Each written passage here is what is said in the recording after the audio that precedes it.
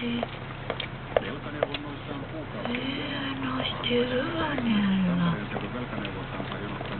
Hyvä tyttö, noin. Kulutusluotot ovat yhä ongelmien suurin syy. Monet asuntovelalliset ottavat kulutusluottoja, joilla taloutta yritetään paikata. Pankkien ja rahoitusyhtiöiden toivotaankin selvittävän lainanhakijan todellisen maksukyvyn nykyistä paremmin. Lainojen kanssa pulassa olevan kannattaa kuitenkin ottaa yhteyttä velkaneuvontaan mahdollisimman pian jonoista huolimatta.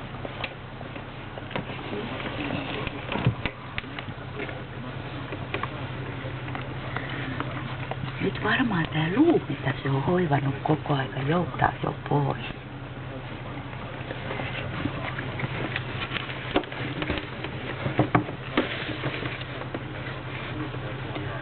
Ja tissille heti menee.